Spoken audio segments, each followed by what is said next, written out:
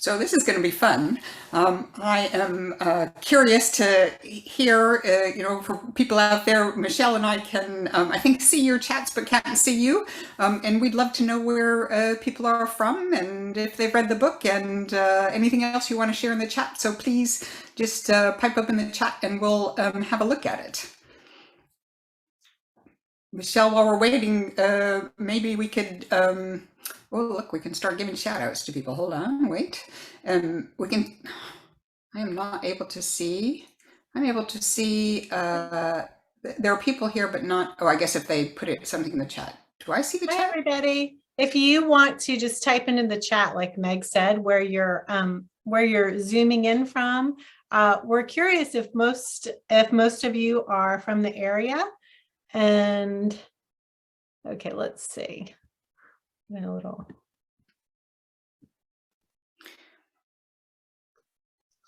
participants. So we have someone from Half Moon Bay. Somebody from Foster City. Pacifica. Burlingame. Hi, I'm in Burlingame. So whoever you are, hello.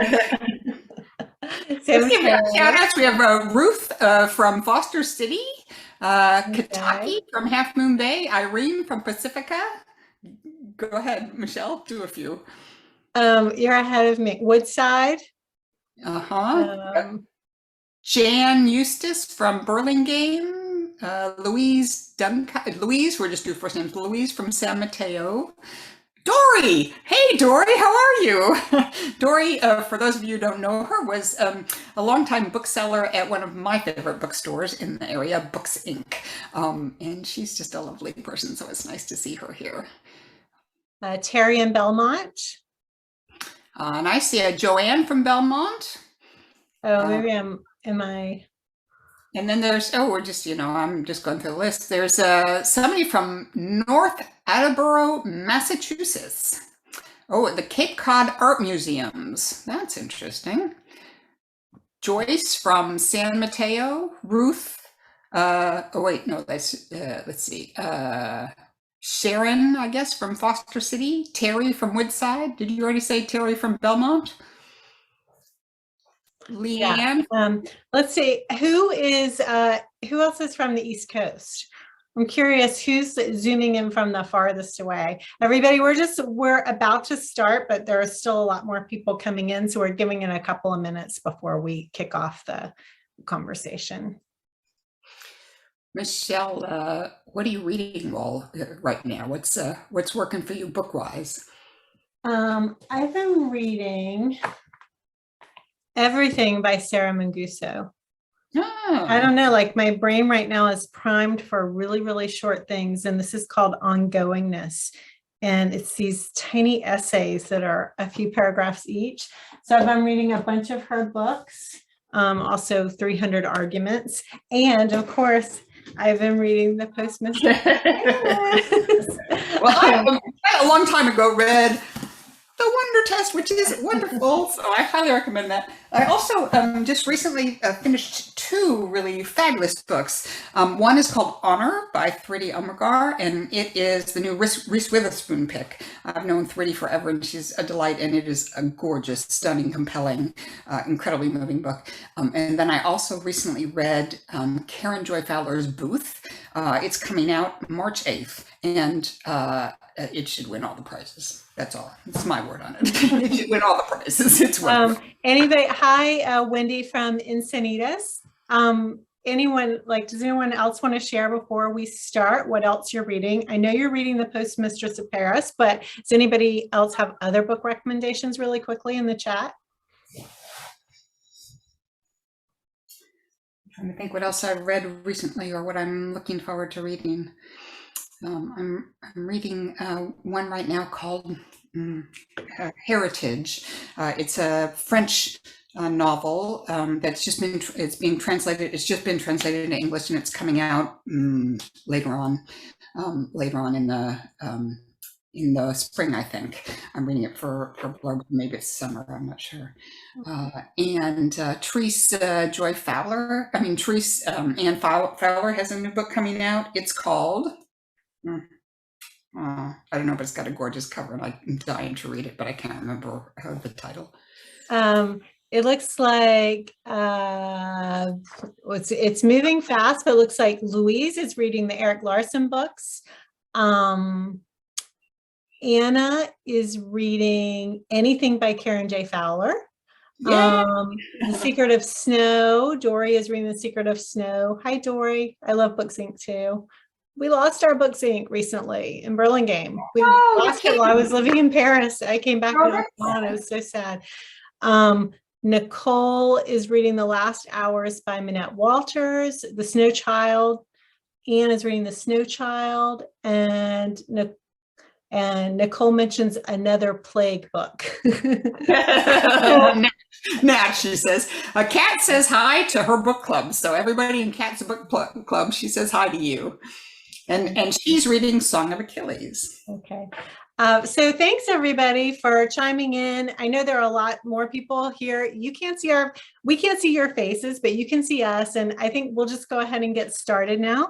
So welcome. Thank you for joining us tonight. My name is Michelle Richmond. I'm a longtime friend of Meg Clayton. We both live on the peninsula. And my latest book is called The Wonder Test. And I'll be talking to Meg tonight about her newest book, the amazing The Postmistress of Paris, which is, Meg, I dare say, I think this is your best book yet. I mean, it's beautiful. And we have so much to talk about this book. And then she's going to take questions from all of you. I also would like to mention that you could join us in February as we welcome Aaliyah Voles. She's a fabulous, redheaded, wonderful San Francisco author of Home Baked, My Mom, Marijuana, and the Stoning of San Francisco. That's on Tuesday, February 15th at 6:30 p.m. Your microphone and video will be turned off for the duration of this chat, but please feel free to use the chat that you've been using and submit your questions in the Zoom Q&A. For those who would like to access live closed captions for this event, click on CC, then show subtitle. San Mateo County Libraries welcomes Meg Waite Clayton, the New York Times bestselling author of 8 novels, including The Postmistress of Paris, The Last Train to London, The Race for Paris, The Language of Light, and The Wednesday Sisters. She has written more than 100 shorter pieces for the Los Angeles Times, New York Times, Washington Post, and public radio, often on the particular challenges women face, which we see more of in The Postmistress of Paris. I'm so glad to be here with you all tonight and with you, Meg. And Meg is going to show us a slideshow. So why don't we start with that? Michelle, thanks so much for doing this. And thanks to everybody at the library for putting this together, especially Jenna. And thanks to all of you for showing up.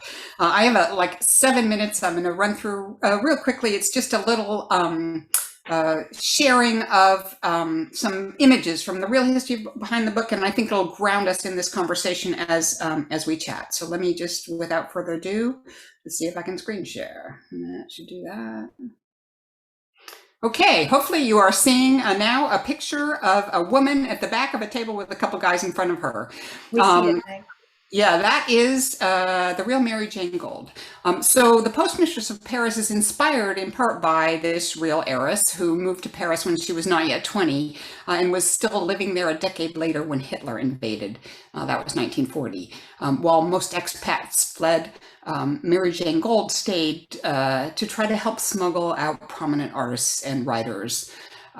So that's Mary Jane Gould at the back there, and she is one part of the inspiration for the Postmistress of Paris, which is a love story and a tale of high-stakes danger about a young heiress, codename the Postmistress, and a refugee photographer being hunted by the Nazis.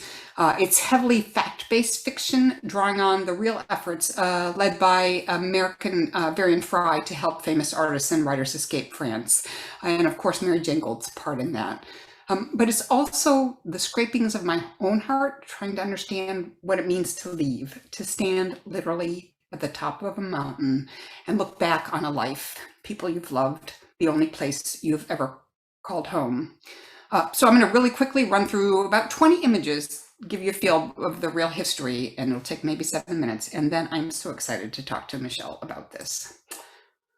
So, these are some of the real people who lived at Villa Herbel, where a whole group of people working to smuggle refugees out lived together and hid some of the refugees there until they could be gotten to freedom.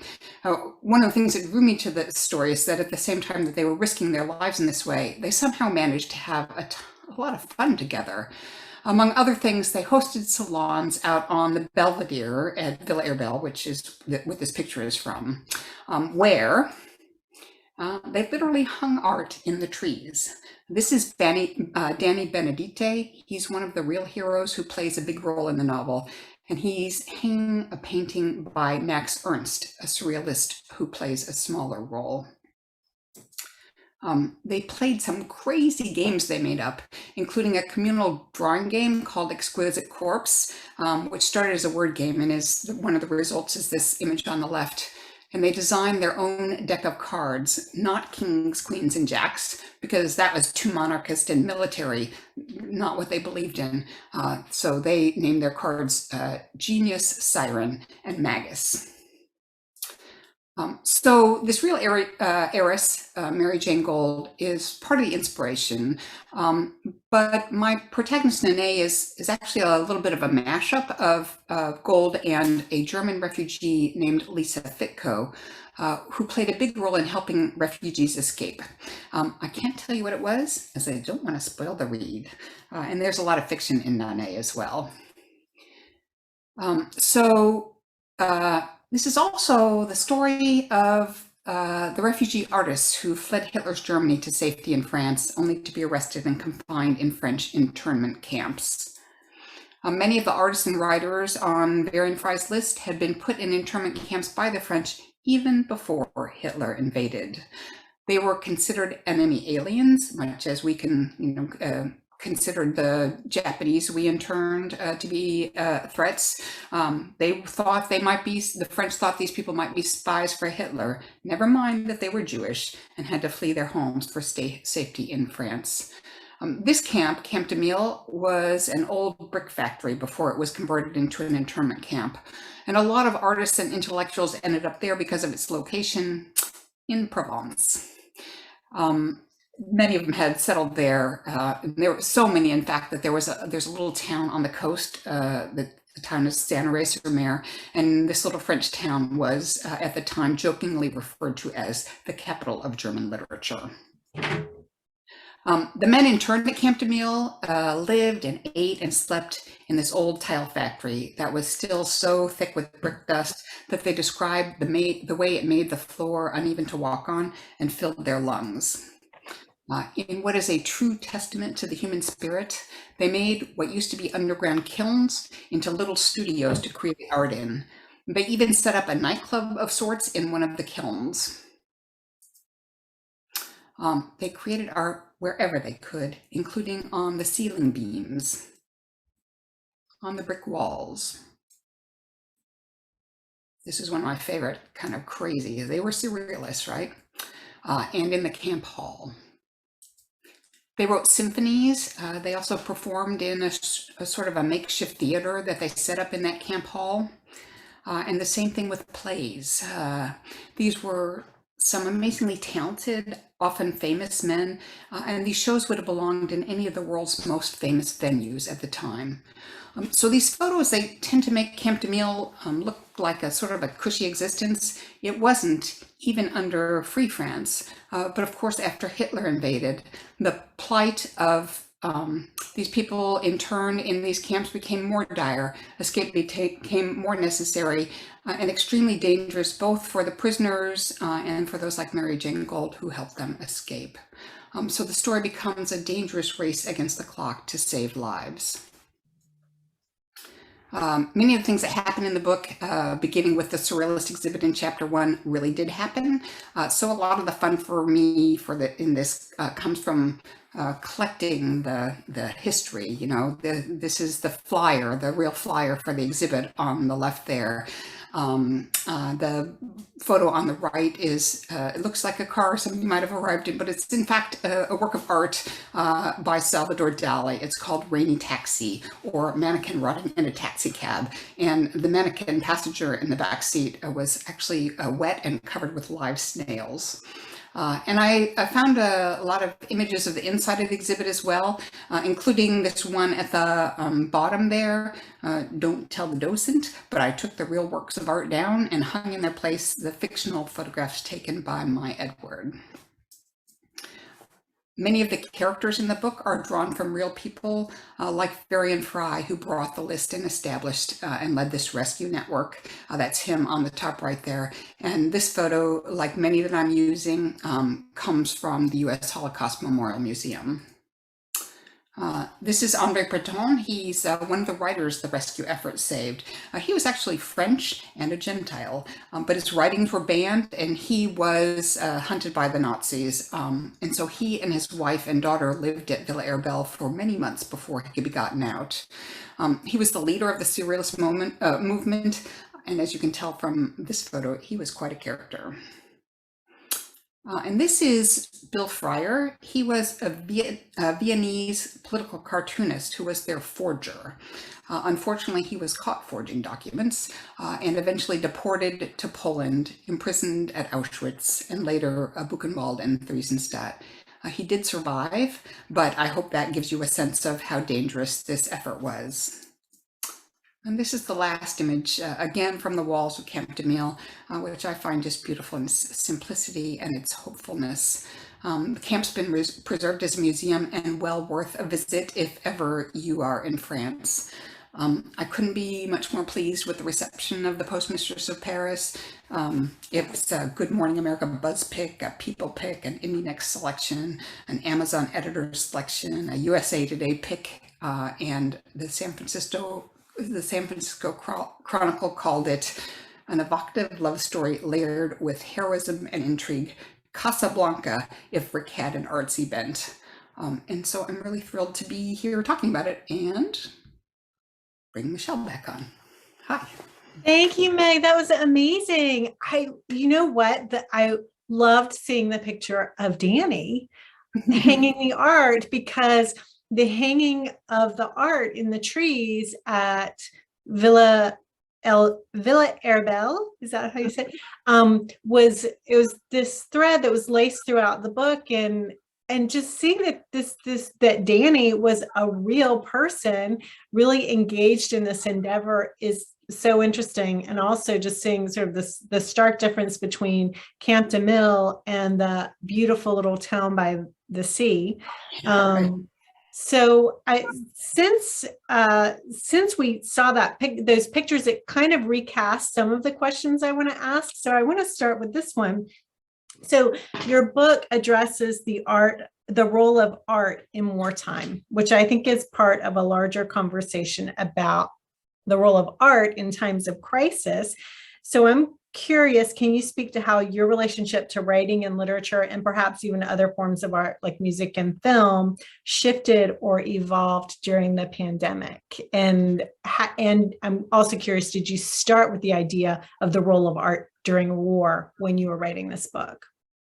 I want to start by saying that, that picture of Danny Benedite, it's one of my favorite pictures, and it is truly, when I saw that picture, I was like, oh, I have to write this story. That is it's just such a, I don't know, it was so inspiring in so many ways. And so that is one of the pictures that I kind of kept beside me most of the time I was writing this book. I am a huge fan of photography, and so I will tell you that although Edward started out to be some other kind of artist, like all artists in all my books, he somehow or another evolved into a photographer.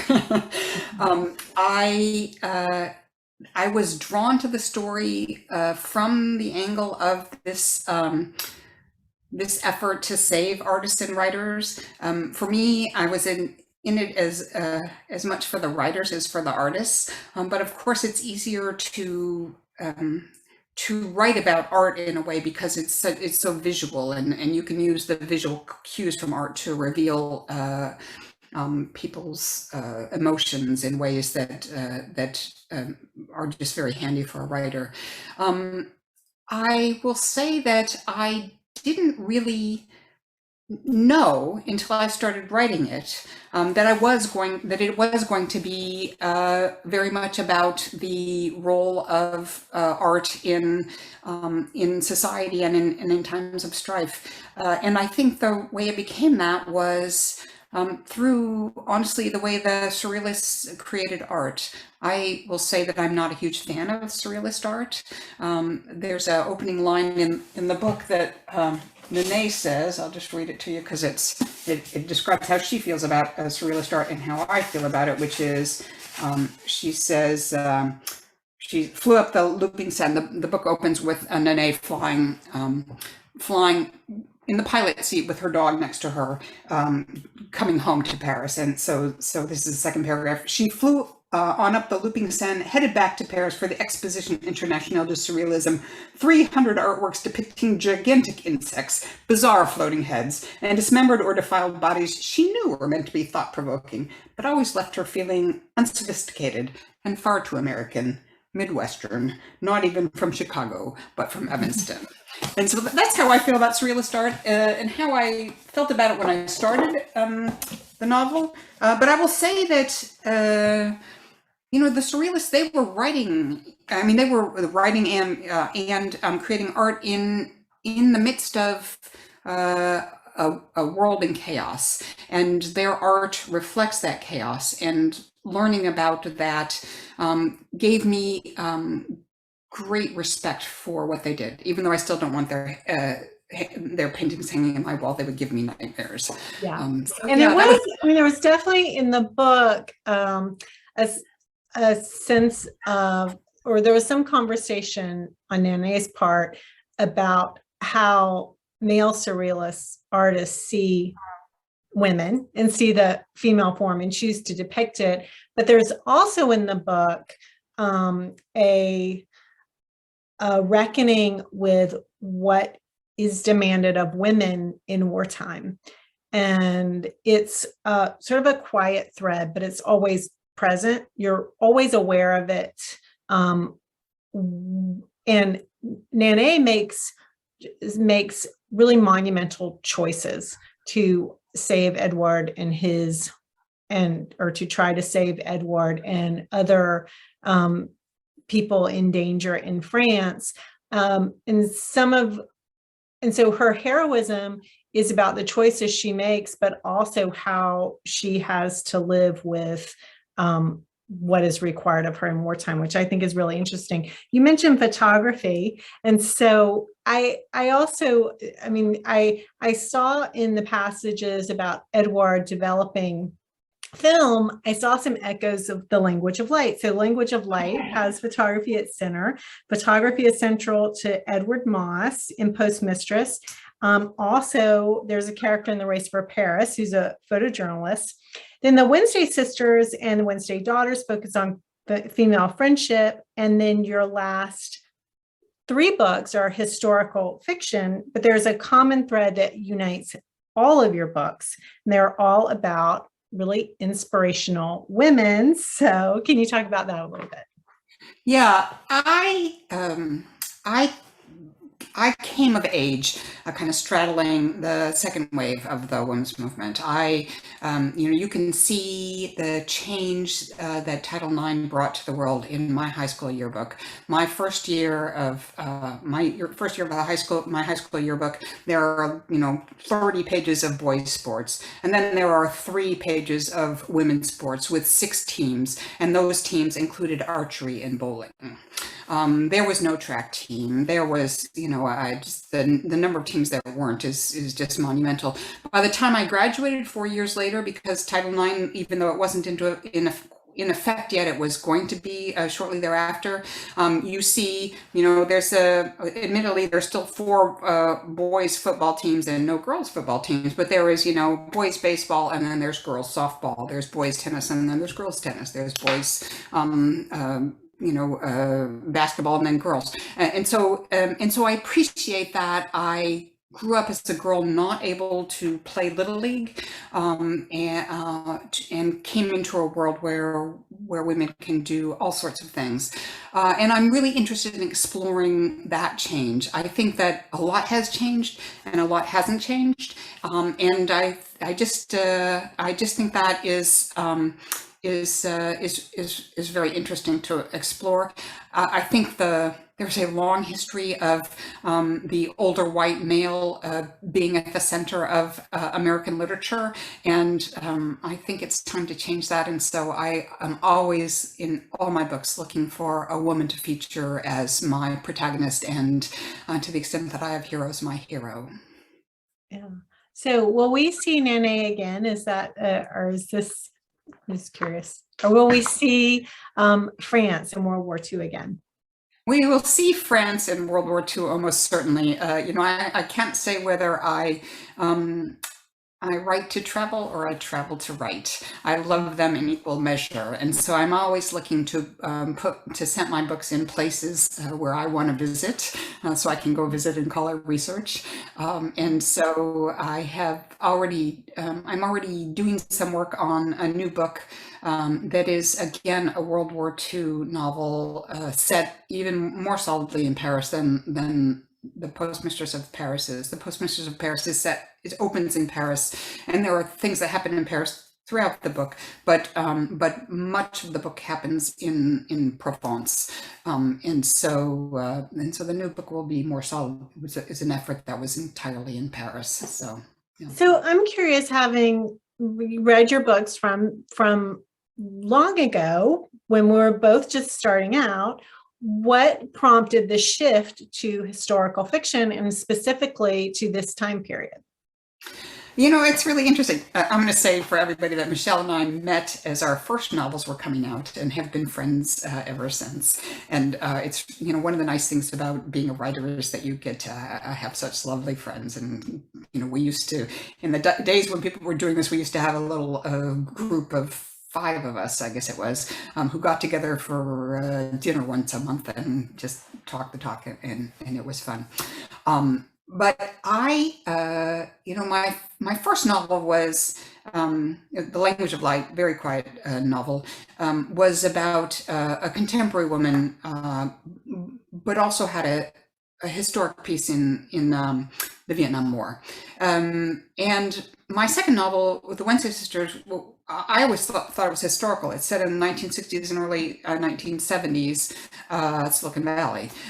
It's very much about the women's movement. It's very much about the rise of the tech world, and it's about all the things that contemporary novels are about too, like misbehaving husbands and health issues and having children and all that kind of thing. But I always saw it as a historical novel, and so the next book I pitched actually to my my editor, I actually picked 2 novels. One was a historical novel that ended up becoming The Race for Paris, and one was a historical novel that ended up becoming Beautiful Exiles. And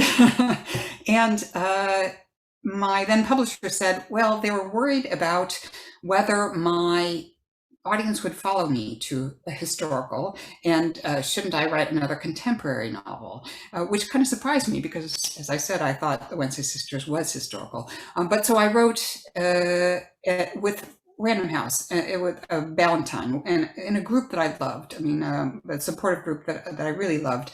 I wrote a couple of contemporary novels, but they all have a historical background, and I can, when I look at them, I can feel the historical novelist in me wanting to break out and just be unrepentingly historical novel.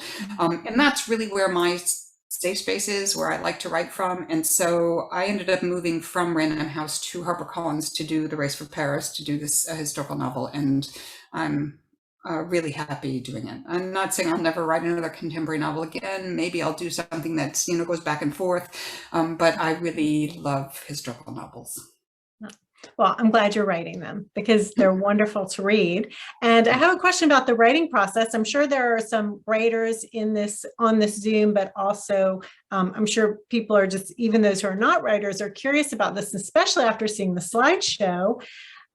so you have Naneé, who's inspired by a real person, and you have all of these real characters sort of coming in and out of the novel, but you also, and real events, but Naneé's story is fictionalized, and Edward is a fiction, right? Yes. He's not, Yes. he's not based on a real, he doesn't represent a real person. So I'm curious how you do the work, how the process of weaving Nané's and Edward's story with the real people and the real events, like in your brain as you're making the story happen. Do you figure out where Naneé fits in, or do you figure out where the real pieces fit in? Just how does all that work? Well, I try to start by steeping myself in history as much as I can, so that I have an understanding of it, and then think about all the time as I'm doing that, thinking about what part of this story I want to tell and how I could do that, and how I could best do that. And sometimes that means using the real characters. And so, for example, in The Last Train to London, my novel right before this, at the center of that novel, one of the stories is a real woman whose name was Truus Weissmuller, who was a true hero, who led the kidney transport and rescued all these children. She's an extraordinary person. And her story, her real story, was so incredible and so compelling, and there was enough there for me to have that part of her story stick very close to what really she did, and use her real name. For Mary Jane Gold in this story, she is a really interesting person. She did some extraordinary things. I knew from the moment I began to learn about her that I was not going to tell her exact story. Her exact story is, the most troubling part for me was her love stories. Her love story, she does not fall in love with a charming artist named Edward. The real Mary Jane Gold falls in love with a Marseille mobster, whose nickname is Killer, not because he kills people, but because he murders the English language.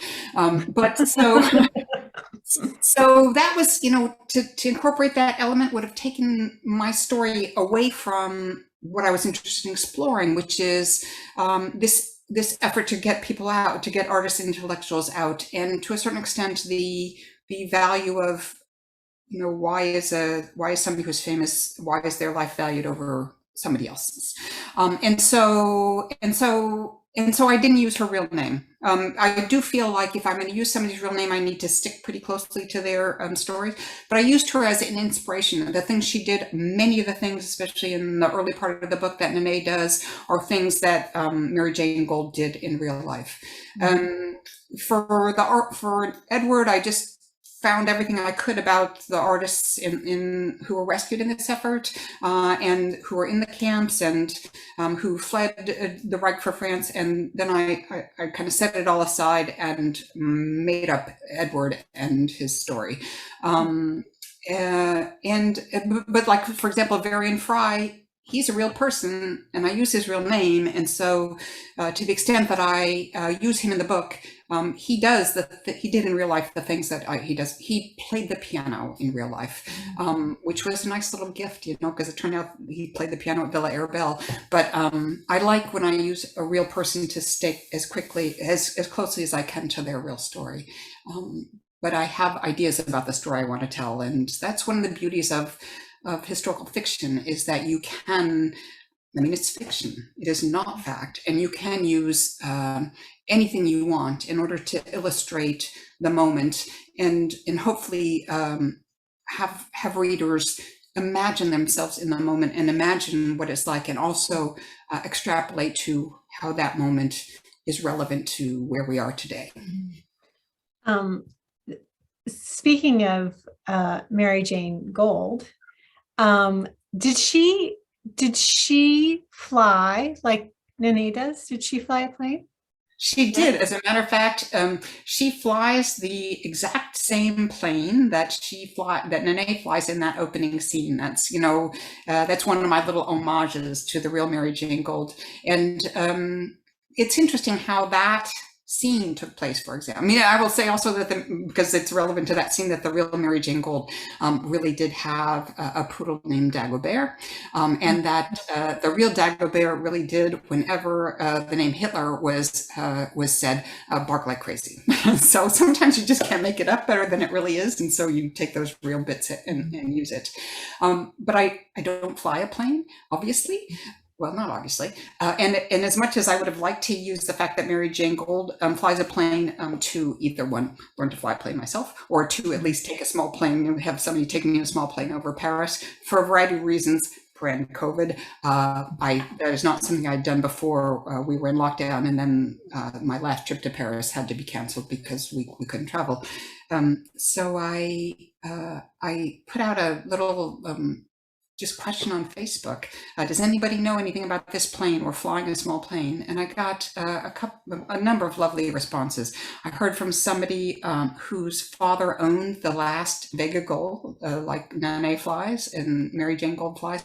And she sent me pictures so I can see, for example, that I'm seeing Naneé see Paris through the windshield, but no, well, what Naneé sees is the propeller through the windshield. So little things like that.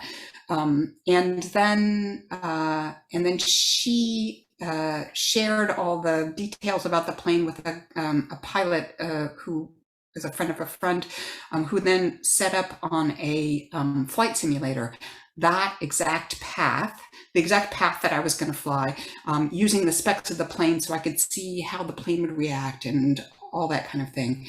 And with his help, that scene really came to life because you get all the details of how a pilot would talk and the language he would use, and it really was just an extraordinary little gift. There's so many gifts that we get in this crazy time when we can't always do things for ourselves, and that Christopher Keck was, who was my friend Elaine Hahn's friend, was a great gift to me. Well, I enjoyed that scene so much as the opening scene, and I took out my white scarf as a tribute to Naneé, and I'll tell you, that scene brought me back because after the first lockdown ended in Paris, I walked down Avenue Foch, where Naneé lives and where the Nazis had their headquarters. I walked down Avenue Foch all the way to Bois de Boulogne, and I walked around that pond where Naneé is. She's seeing the swan, the black swan, as she's coming in over Paris, and it brought me right back there. And I love that scene. I also enjoyed the appearance of these things that you have throughout the novel that are these wonderful threads that keep us grounded, like the kangaroo and Joey and the scarf, and just all of these are just techniques that you use so well as a writer. Can you show us? I'm going to show this. This is my little Dagobert with his little scarf. My husband gave this to me, and one of the funniest things that happened in the publication of this novel is I did Scott Simon, the NPR host, does a thing called Open Book with his family from home. It's absolutely lovely. He started doing it during the pandemic, and it just has been doing it. And he talks to authors, or he reads a little bit about what he's working, whatever. But so when they did it, his wife Caroline brought their dog Daisy on wearing a white scarf. It was just hysterical. So it's just adorable. He's a poodle, very, very like Dagobert was, and so that was fun. Yeah, I like using those little elements just to echo. They take on, if you use a physical thing, you can make it take on some emotional weight that then carries the reader, so every time the reader sees that scarf, they carry with it all the times they've seen that scarf and the emotion that it's born. And I find that a lot of fun, and I think a very effective way to steep a story in emotion, I guess. And it's like a snowball, because each time it appears, it carries the weight of its previous appearances, like you said, but it adds there's another layer, added in that emotional story with each appearance. So I would love, thank you so much, Meg, for sharing the pictures and sharing so much about your process in the book. And so we have quite a few questions. So we're going to move over to the Q&A. And I apologize to anyone whose questions I miss. I'm kind of new to the Q&A panel, but let's try this. Ruth says, I was struck by the phrasing on page 210 and 211, ending with what people fear more than anything, not that they will be revealed as horrible, but that they won't be revealed at all. I remember that they will be nothing. I wonder if the author was inspired by a real world situation. I think Ruth is asking in that. I do think, I think that is, I think that is one of the truths I feel about the world. And so to the extent that I think it's the way I see much of the world, I think it is relevant in this period of time that we're living in, that people feel, many people feel they have disappeared in some way, and are speaking up and or acting out in order to assure themselves that they matter in ways that are not always productive in our society. How's that sound for an answer, for a slightly evasive answer? Yeah. And then, Anne, that's interesting. Of course, I think about what kids are having to deal with social media and growing up in an era when they're expected to try to present themselves in that way. Anne asks, how much of the different storylines were completely laid out before you started writing? And did you change the ending, or was that always the ending that you had? Hey, I want to say to everybody right now that Michelle is very brave. Most of us authors are not any good at finding the questions, so she's doing a great job. So if I need to know everything about a novel before I start it, I would never be able to start it. And so the way I start writing is any way I can. I usually start, I steep myself in the research. I have some ideas for some characters, and then I just sit down and write a little bit. I do outline a lot, but usually I don't outline a lot until after I have, kind of an opening, a feel for who the character is going to be and that kind of thing. And then what I do is I take a stack of those little 3x5 note cards. Like this is my age, I used to use them to write term papers when I was young. I just write down ideas of what might happen in the story. Maybe this will happen. I write down an idea, I throw it on the floor, literally throw it on the floor. Another idea, throw it on the floor. Because if I look at that card for, 30 seconds, I'll decide that's a stupid idea and I will throw it in the garbage. So instead I throw them on the floor, and this is kind of like a way I brainstorm. And then when I'm done, I pick them up and look at them and start figuring out if if there's a story there. I move them around and stuff. The nice thing about note cards is you can move them around really easily. And I have an outline. I don't know who's going to tell what story yet. I don't know, I didn't know.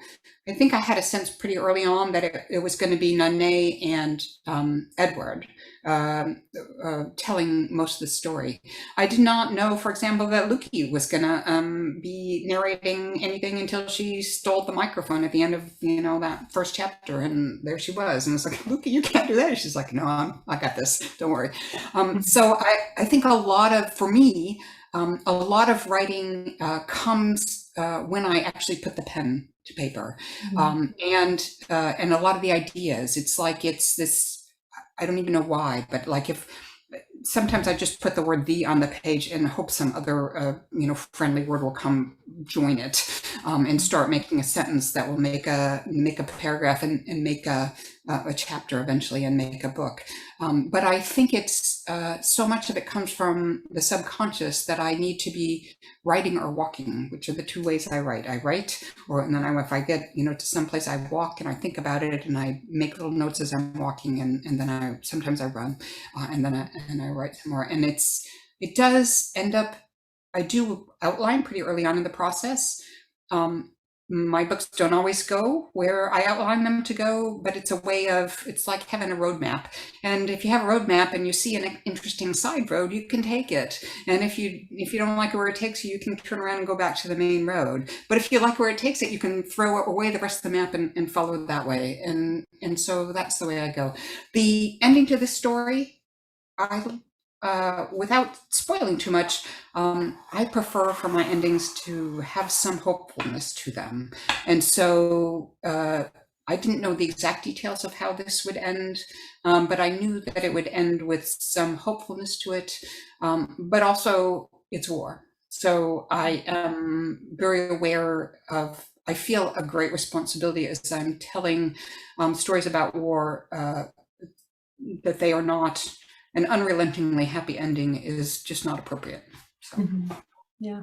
You know, you mentioned, first of all, I love the index card thing and throwing them on the floor. And I think index cards is something that our generation had because we used them in high school, and kids now, like, they're like, what's an index? You know, it's not something they're often asked to use, and they're missing out. But I'm glad that it's interesting to hear about how Luki's voice sort of came to you at the end of that first chapter. And I'm so glad you included her voice so that we heard directly from her, not just about her, because it's very interesting the way the child experiences war. And she has this fantasy life that in a way keeps her mind safe, that keeps her emotionally safe as she's going through this trauma. So, and there's sort of a sweetness to her voice that never feels saccharine, which is really hard to pull off. So I really enjoyed getting to hear from her.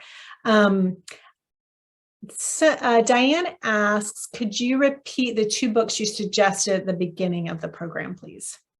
If you remember. The 2 I suggested at the beginning of the program were Booth by Karen Joy Fowler. That's coming out March 8th, so you cannot get it yet. But it is, I'm going to tell you, it's stunning. You need to read it. It's about John Wilkes Booth, sort of, but it's really much more about his family and what it's like in that family. And it's just, I thought it was extraordinary. And the other one is Freddie Umagar's Honor. It's the new Reese Witherspoon pick. It's about a journalist who's originally from India, but mostly grew up in the United States, who returns to India and ends up covering a very fraught murder trial, I guess. And it's stunning and it's heartbreaking, and everybody should read it. So. Thank you. This is another question about books, but I'm going to toss it out there. And if you want time to think about it while we're doing other ones, you can, because I'm putting you on the spot. Vaughn asks, do you yourself like novels that go back and forth from the present to the past, as you mentioned? And, I thought he was asking for examples, but no. But I'm interested if there are examples that immediately come to your mind.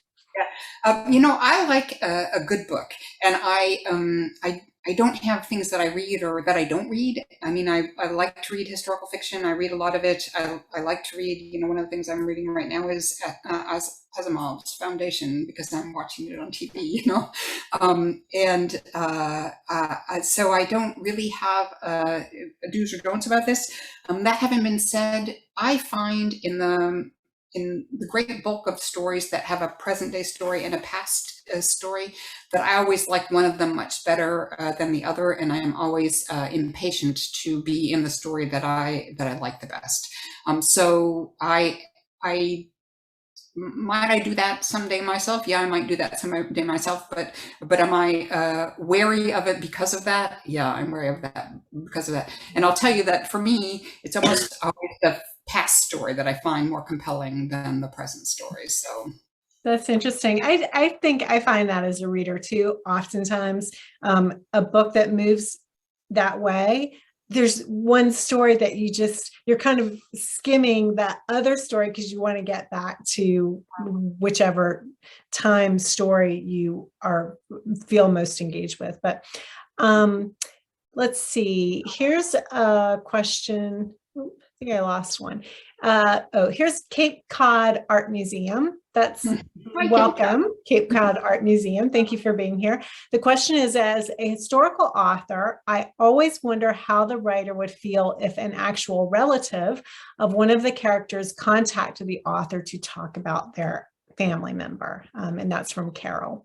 Oh, it's a really interesting question. I'll tell you that one of the things that's happened with me for The Last Train to London, my novel prior to this, which is based on real experiences, it's the Kindertransport, is that I have heard from a few people. I connected with Truce died without having children. The heroine of that died without having children. So she has no heirs, and I knew that at the time. But it turns out that she has a grand nephew, I guess he is, or something like that, who I ended up connecting with, and that was really fun to hear, his stories about Truce. But the really extraordinary thing about that is that I have met so many children, now people in their 80s and 90s, but who were children and were rescued in the Kindertransport. And that, I will tell you honestly, has been one of the honors of my life, to connect with these real people. I have, there is a character in there whose name is Walter. He's a young boy, and he's the little brother of one of the main characters, and he is a small nod to Walter Cohn, who was one of the people who was rescued in the Kindertransport, who went on to be a Nobel laureate.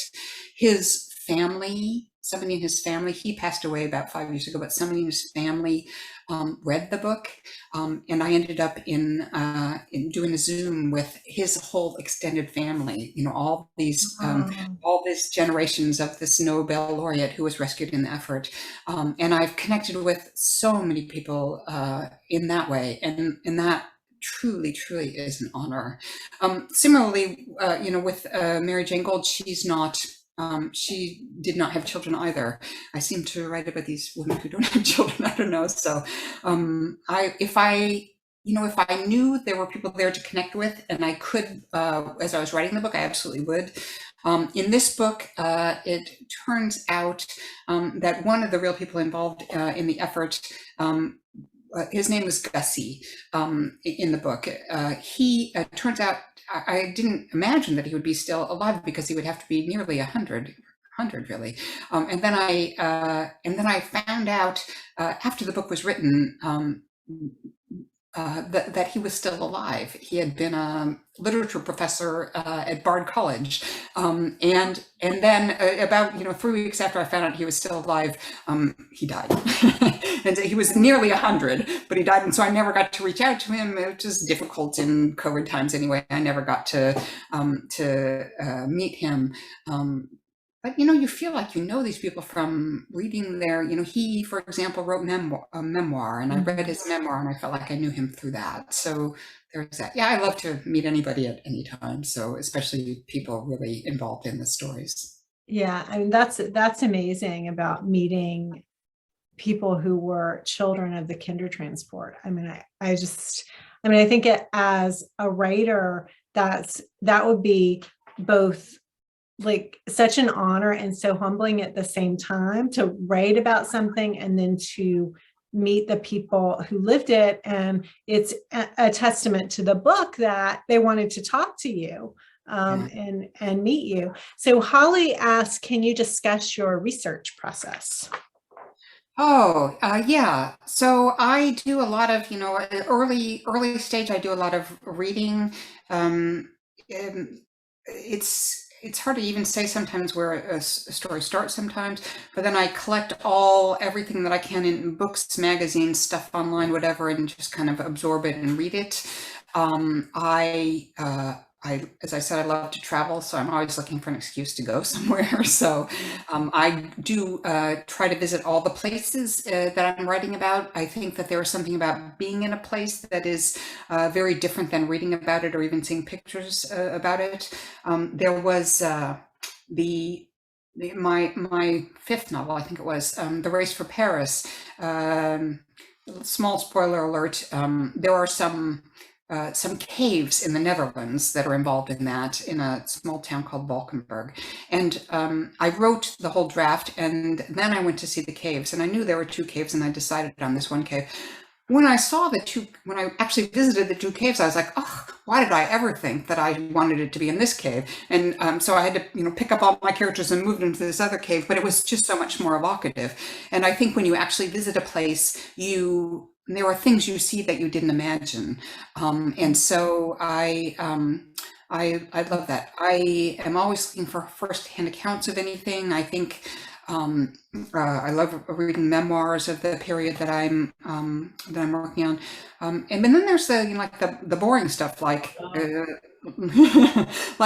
I'll do an outline with all the historical detail everywhere, and that's a long, painstaking process, but it allows me to be grounded all the time as I'm writing. I can think, oh, this is such and such a time, and I know what's going on in my story, but it's also very important to know what's going on historically at the time when you're writing historical novels. So you don't want your characters to be having a party when something dreadful has just happened on the same day. So it's really important to know the history as you're writing. So. Yeah, and I imagine that in any book, there's a point at the end of the book in revision when you're meticulously going over the calendar of that book for the timeline and to make sure you didn't get anything wrong, and your copy editor and your editor do that too.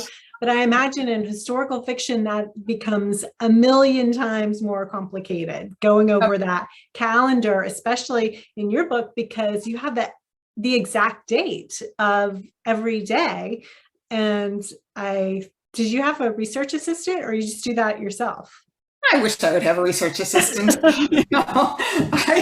I had an intern who helped me with some stuff, but mostly, chasing down things that I was trying to find that I hadn't been able to find myself.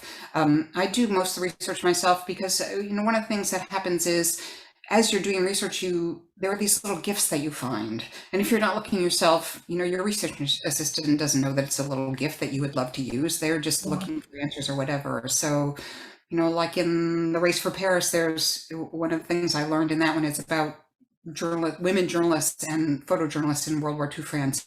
And one of the things I learned was that it was so wet in Normandy that the photographers, after they shot a roll of film, would stick it in a condom and tie up the condom so that it wouldn't get wet. And you never could make that up, right? And if a research assistant was reading that stuff for me, they might have not even, noted it. So I love doing, honestly, I was a history major. I love doing the research myself. I love reading history. It's one of my sick little secrets. For some reason, Meg, I did not realize you're a history major. Maybe at some point I knew that and I have forgotten it, but that really sheds a whole new light on these last few books. Louise asks, we know you write while you think of ideas while you're walking, and we know your index card trick. Do you think of ideas in the shower? That's a good question. I think you think about ideas anywhere you are, so I'm sure I do. I tend to wake up with ideas, so a lot of my ideas, I wake up and I keep my office is always near our bedroom, so I can get up and jot things down, because I've learned that if I don't jot them down, they disappear from my head. But yeah, yes, you take the ideas. People say. People think that writing is about, waiting for inspiration. I really think that writing is sitting down in the chair and hoping, praying, begging inspiration to come. But I do, it's always rolling around in the back of your head. And if an idea comes, you write it down for sure. Yeah, no doubt the shower, probably. Here's something, Meg, in case there are writers on this, and in case there are writers who might benefit from this. What advice would you give to writers who are working on their first novel, or who have perhaps already written a novel and haven't published one yet? It's kind of 2 separate questions, but what's your most encouraging and best advice for aspiring writers?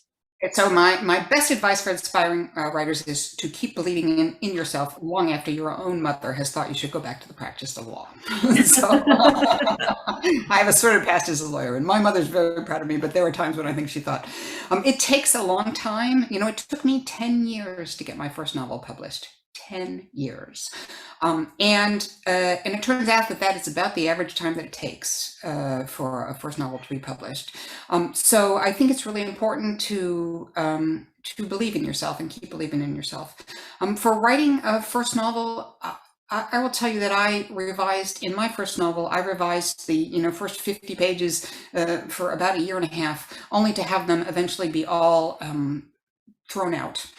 So what I do, and honestly, I think everybody needs to write. You just, whatever works for you, write. What I do now is I just keep going forward. I try not to read too much of what I've written before. Sometimes I'll, if I've been away from it for a little bit, I'll read a few chapters just to get right back into it. I'll look at my outline to see where I've been and what I've done.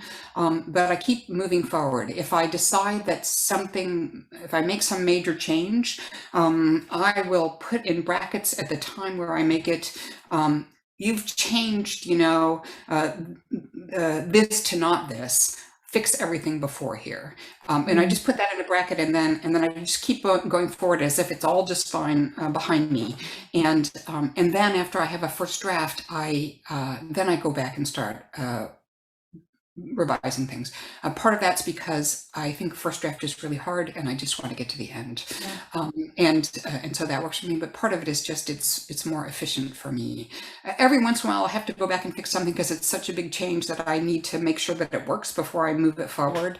But mostly, I try to keep going forward and get to the end. Just what I do and what I encourage other people to do is carve out whatever time you can afford to write, claim it as your writing time, and sit down and write. Don't wait for the inspiration to come because, who knows if it'll ever come. But if you sit down and you start writing, then you'll have words, and a word after a word is a sentence, and a sentence after a sentence is a paragraph, and a paragraph after a paragraph is a chapter, and a chapter after a chapter is a book. And it's one word at a time, and you just have to struggle over every one of them. That's such great advice, Meg, and such a great note to end on. And as a writer, I still need to be reminded all the time, keep moving forward. So thank you. The amazing book is The Postmistress of Paris, and you can get it at megwaiteclayton.com if you want to buy a copy, at the independent bookstores all over the Bay Area and beyond. And also the library has a generous number of copies. I know a lot of you already have it from the library, but you can also get it at megwaiteclayton.com. And so finally, before you finish, I'm going to give a shout out again to the Wonder Test. It's absolutely wonderful. It is very relevant in this time that we live in, especially in the Bay Area. And so, and it's also just a really great read. So thank you, Meg. Thank you. So this was a great conversation. It's fun to see you on Zoom and get to talk about Postmistress of Paris. Thanks to everyone who joined us. Please check out San Mateo County Libraries' upcoming author talks at smcl.org events. And we would also appreciate if you could tell us how SMCL did with this program I can't see anymore. At smcl.org/rate this event. Have a good night. Thank you, Meg. Thanks, everybody. Thanks, everybody, for coming.